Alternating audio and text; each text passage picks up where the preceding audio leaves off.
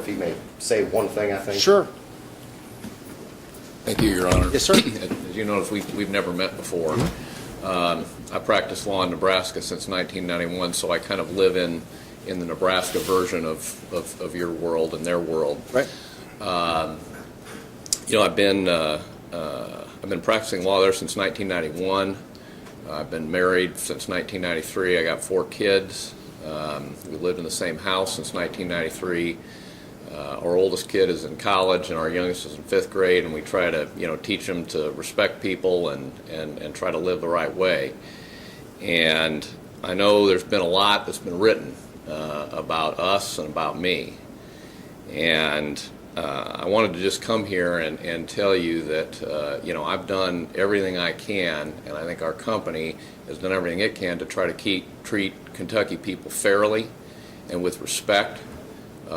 And to not screw around and screw people.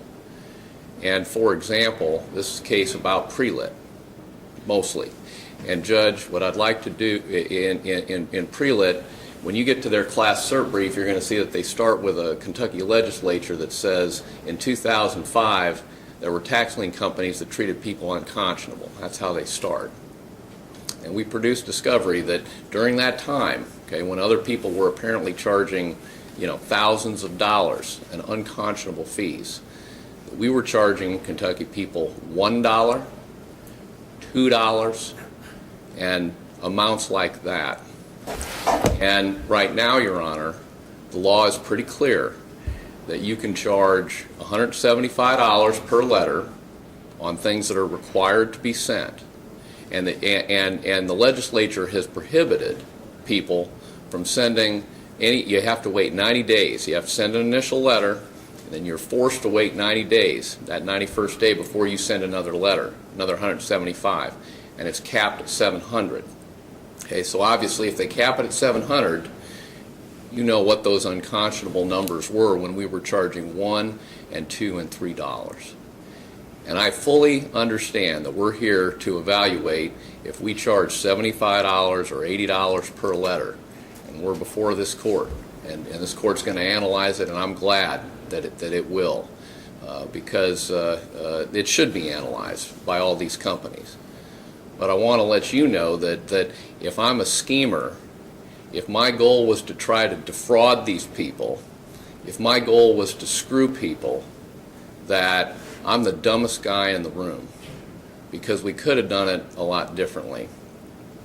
And I just wanted to take time out of my life to fly up here and take a few minutes of your time, which I greatly appreciate, and to tell you that I can look my wife in the eye, I can look my 4 kids in the eye, and I can look you in the eye and tell you that we have treated Kentucky residents fairly and well. And I feel very confident that if we hadn't bought their liens over the years, and we've been here, a long time, about as long as anybody, that if we hadn't bought their liens, Judge, that they would have been charged lots and lots and lots more. Thank you. I Not appreciate sure if I it. should ask to cross-examine him Well, or respond to him. It's a little unusual. I think what prompts it, and I appreciate this because it kind of segues into something I'm going to say, is that, I read these briefs and they are, what's a nice word? Spirited? They're chock full of pejorative terms. They really are over the top in terms of the adjectives that are used to describe the conduct. Like, if you just describe the conduct, it's enough for me.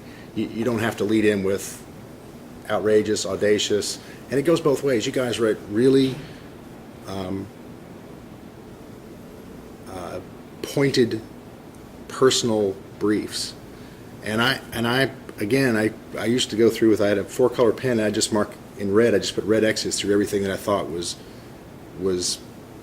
fell into that category, because it's distracting if nothing else, but it also undercuts the argument and makes it hard for me to find it. And I get what he's saying in terms of if you read that brief and it was about you, which it actually is, because some of it's about Mr. Dwyer, it's personally offensive, and it's hard to separate those two things, to distance yourself enough from it to to not take it personally. So I just I throw that out there because it's something I notice when I'm reading these briefs, in this case in particular, that they are strongly worded, very accusatory, and unnecessarily so, because I'm going to presume good faith on everybody's part. Now, I will tell you that that entire industry is being looked at very carefully, because it might have been a bad idea to have people buy those tax liens, because it did invite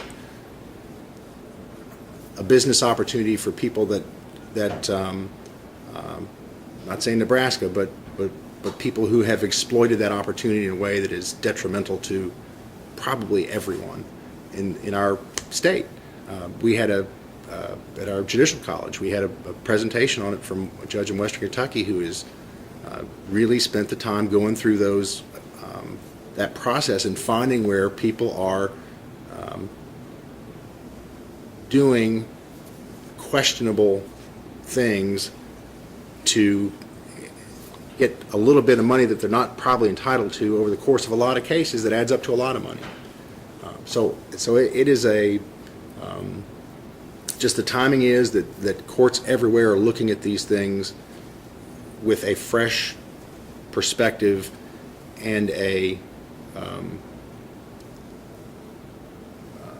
and lawyers too, to make sure that this has not strayed too far from the original purpose of what that statute was, and that people are not taking advantage of people using this as a mechanism to do that. So I appreciate that you're a human being who is named in this thing, and or that's your company, and that you take exception to some of the things that are said.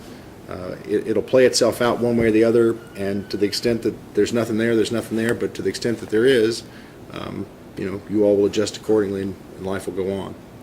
So I appreciate what you're saying, and it would help me if you all tone down the rhetoric when it comes to each other. We hear you. Thank you, Your Honor. Okay, thank you.